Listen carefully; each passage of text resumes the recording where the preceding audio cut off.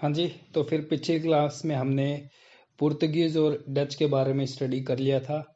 आज हमें इंग्लिश या फिर जो ब्रिटिशर्स के बारे में स्टडी करना है जो अराइव किए थे हमारे इंडिया में। तो अब हम बात करते हैं किस तरीके से अराइवल चालू हुआ था।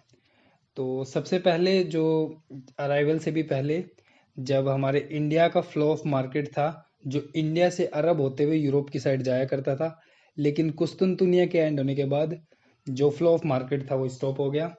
ये क्यों स्टॉप हुआ था कि जो यूरोप का एक्सपोर्ट था वो ब्लॉक हो गया था टर्की के कारण। तो उसके बाद हमने बात करी थी जो क्वीन एलिजाबेथ इजाबेला जो क्वीन थी स्पेन की, उन्होंने कोलंबस को भेजा और उन्होंने वेस्ट इंडीज को सर्च किया था। पुर्तगीज का एक किंग था जिसका नाम था हेनरी, उन्होंने अपने राजदूत को भेजा जिसका नाम था बार्थोलोमू दियाज, जो जिन्होंने अफ्रीका को सर्च किया था और उन्होंने केप ऑफ गुड होप की सर्च की थी। फिर हमने बात करी थी पुर्तगीज की, जो 1487 में डिस्कवर किया गया था केप ऑफ गुड होप, जो कि साउथ अफ्रीका में प्रेजेंट है। फिर 1498 में वास्को दी गामा इंडिया आया था, जिन्होंने इंडिया में एंट्री करी थी, और कालीकट का जो पोर्ट था वहाँ पर उन्होंने अपने आप को इंडिया में सबसे पहली बार उतारा था। और उनसे सबसे पहले जो एक व्यक्ति मिला था जिनका नाम था अब्दुल मलिक, जो कि गुजरात से थे। और फिर हमने बात करी थी कि कालीकत के जो जमरीन थी उन्होंने उनका वेलकम किया था। और वास्को दी गामा जब अपने इंडिया के बाद जब दोबारा अपनी कंट्री वापस लौट कर गया था पुर्तगीज, तो उन्होंने 60 टाइम प्रॉफिट को अर्न किया था। सेकंड पोर्तुगीज थे जिनका नाम था पेड्रो अल्वारे दी कोब्राल, जिन्होंने 1503 में पुर्तगीज की एक फैक्ट्री कोची में बनाई थी। और ये फैक्ट्री कुछ नहीं हुआ करती थी, एक स्टोरेज हाउस हुआ करता था। पहले गवर्नर जो थे इसकी फैक्ट्री के, उनका नाम था फ्रांसिस्को दी अल्मीडा, जो कि 1505 एडी में बने थे। और सेकंड गवर्नर 1509 एडी में अल्फोंसो दी अल्बुकर्क, जो कि रियल फाउंडर थे पोर्तुगीज के। फिर जो पोर्तुगीज एम्पायर था उनका नाम रख दिया गया उन्होंने एस्टिडो दी इंडिया, इस्तादो दी इंडिया। फिर 1510 में पोर्तुगीज ने कैप्चर कर लिया गोवा को, और थर्ड जो गवर्नर बने वो निन्नो दी कुन्ना। और 1503 में उन्होंने अपना हेडक्वार्टर बना लिया था कहाँ पर, गोवा में। फिर हमने बात की थी पोर्तुगीज किस तरीके से स्टेबलाइज नहीं हो पाए इंडिया में। तो रिलीजियस टॉलरेंट पॉलिसीज थी, अरेबिक ट्रेडर्स थे। और हमने ये भी बात करी थी कि जो हम उनके जो लास्ट गवर्नर थे, सेकंड गवर्नर थे जिनका नाम था अल्फोंसो दी अल्बुकर्क, उन्होंने मैरिज रिलेशन को इस्टेब्लिश करने की बात कर दी थी इंडियन वुमेन्स के साथ। फिर उसके बाद हमने देखा था वो इंडिया में इस्टेब्लिश ना होने के कारण भी उन्होंने ओशियन में काफ़ी ज़्यादा अपने आप को इस्टेब्लिश कर रखा था। उन्होंने ब्लू वाटर पॉलिसी को अपनाया, कार्ज सिस्टम को अपनाया, अरमाडा सिस्टम को अपनाया था। और गोवा की बहुत बड़ी प्रिंटिंग प्रेस भी उन्होंने बिठाई थी, जो कि 1 ऑफ 1556 में इस्टेब्लिश करी थी उन्होंने। तंबाकू मक्के की खेती भी वहाँ हमारे इंडिया में इस्टेब्लिश की। और उन्होंने गोस्टिक जो लाइफ गोस्टिक स्टाइल के जो आर्किटेक्चर्स थे उन्होंने ही इंट्रोड्यूस करवाए थे। फिर हमने बात करी थी कि गोस्टिक स्टाइल के फीचर्स क्या होते हैं, है ना। और फिर हमने डच की एंट्री देख ली थी। जो डच की एंट्री हुई थी उनका जो पहला ट्रैवलर था जिनका नाम था कार्नेलिस दी हाउथमैन, जो कि 1596 एडी में पहली बार इंडिया आए थे। और 1602 में Dutch India east India Company establish की गई थी। पहले जो डच थे उन्होंने अपनी फैक्ट्री 1605 में मसूलीपट्टनम आंध्र प्रदेश में इस्टेब्लिश करी थी। और जो मेन डच फैक्ट्री थी उन्होंने चिनसुरा बंगाल में इस्टेब्लिश कर ली थी 1653 एडी में। फिर हमने बात करी थी डच के साथ जो बैटल हुई थी अंग्रेजों की, वो थी बैटल ऑफ बिदारा, जो कि 1759 में हुई थी, जिसमें डच हार गए थे। और फिर वो लोग इंडोनेशिया चले गए थे मसालों का व्यापार करने। और जो इस फाइट में ब्रिटिशर्स का कमांडर था जिसका नाम था रॉबर्ट क्लाइव। ये देखो, जो पिछली क्लास थी पूरी रिवाइज हो गई है मात्र 3 से 4 मिनट में। तो आज हम स्टार्ट करते हैं ब्रिटिशर्स।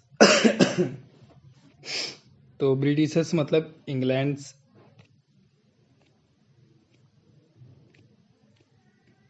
ब्रिटिशर्स के बारे में आज हम रीड करेंगे।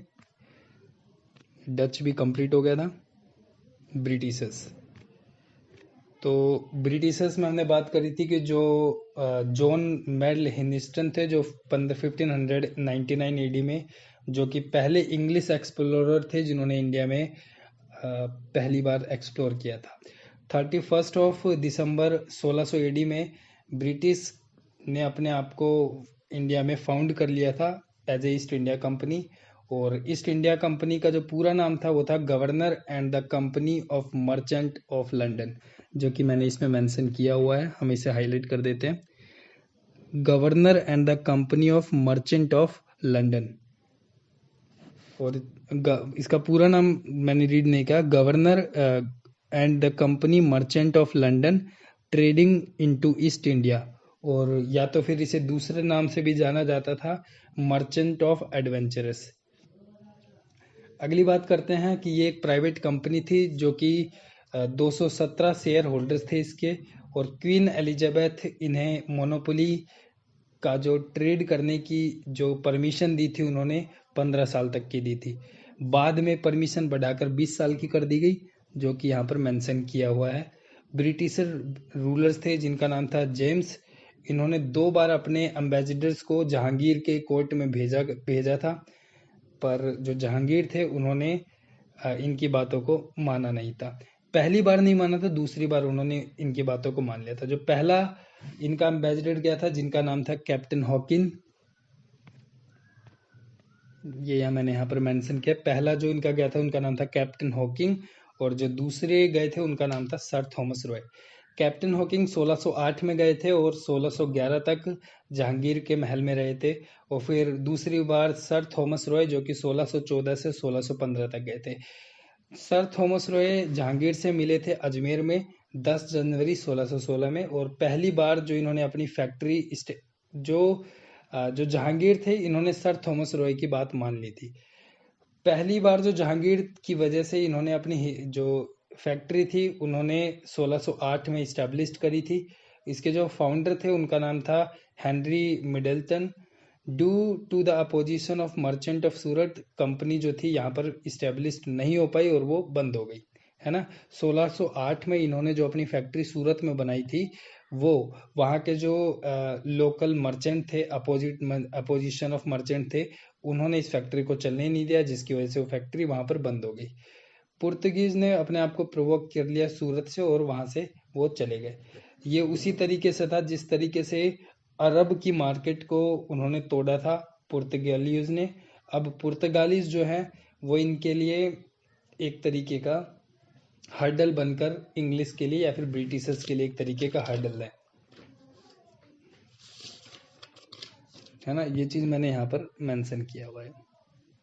ये रहा, पहले अरब थे सबसे पहले, तो अरब को ओवरकम किया पुर्तगालियोज ने। अब पुर्तगालीज यहाँ से जब हट गए तो पुर्तगालियोज को ओवरकम कर रहे हैं ये इंग्लिश। तो इस तरीके की बात अब हो रही है।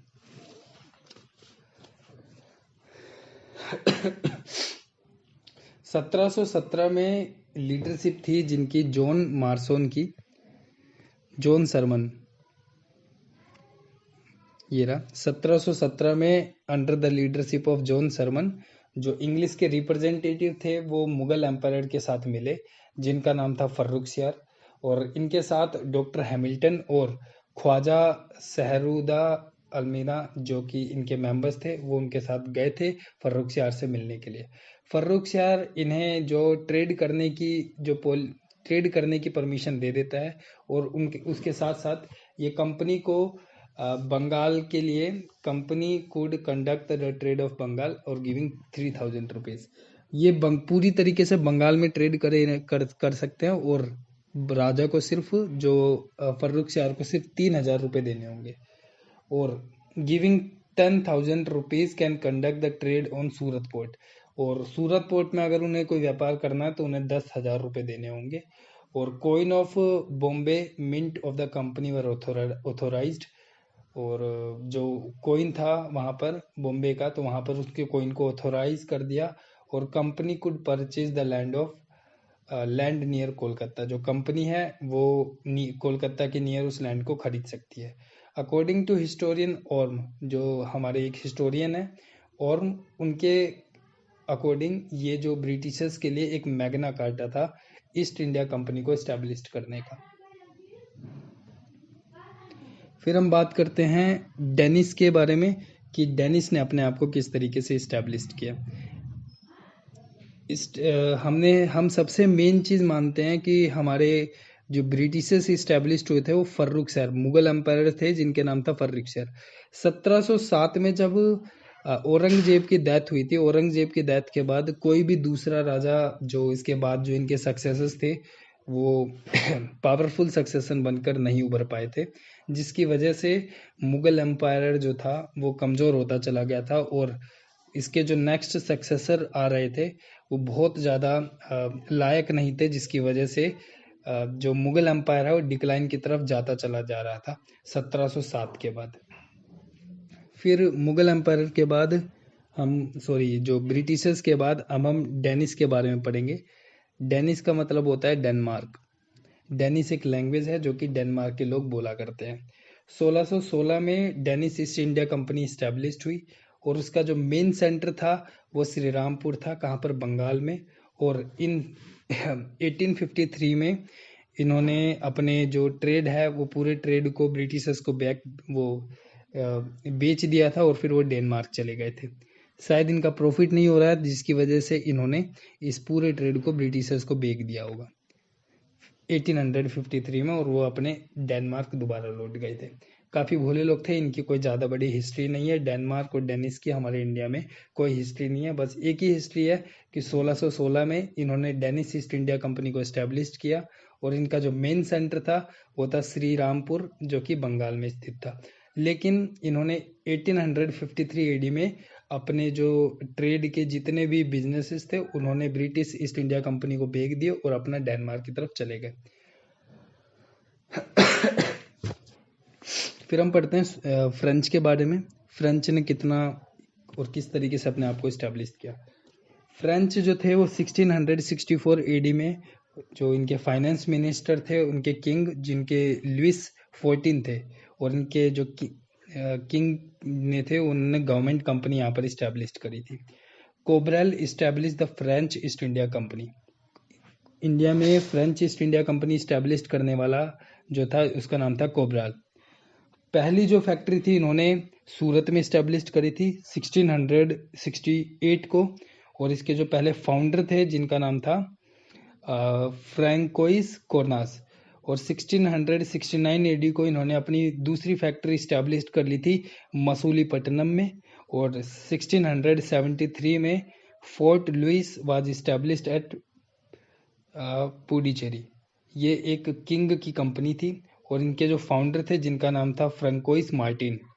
और 1674 एडी में इन्होंने एक जो कॉलोनी का नाम बनाया, जिस कॉलोनी का नाम था चंद्रनगर इन बंगाल, उसको इन्होंने खरीद लिया 1674 को, और 1690 से लेकर उसके 2 साल बाद तक उन्होंने वो जो फैक्ट्री है वहाँ पर बहुत अच्छी तरीके से इस्टेब्लिश कर ली थी।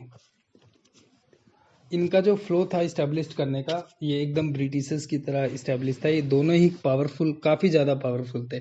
हम ये चीज़ देखेंगे जो फ्रेंच की स्टेबल होने का तरीका है और ब्रिटिशर्स का स्टेबल होने का तरीका है, काफ़ी हद तक सिमिलर रहा है। हम इस चीज़ को आगे भी अच्छे से देखेंगे, है ना। क्योंकि हमने क्या पढ़ा था ब्रिटिशर्स के बारे में कि जो ब्रिटिशर्स थे उन्होंने अपने आप को किस तरीके से इस्टेब्लिश किया था, और जो फ्रेंच है इन्होंने अपने आप को किस तरीके से इस्टेब्लिश किया है ना।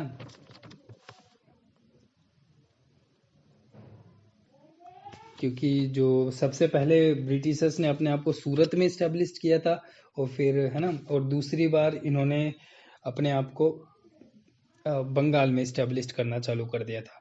हम देखेंगे इन्होंने अपने आप को सबसे पहली बार कहाँ पर इस्टेब्लिश करना चालू किया, सूरत में, सेम एकदम उन्हीं की तरह। फिर वो दूसरी बार बंगाल की तरफ आना चालू हुई। इनका जो कैप्चर करने का या फिर अपनी जो बिजनेस पॉलिसीज थी काफ़ी हद तक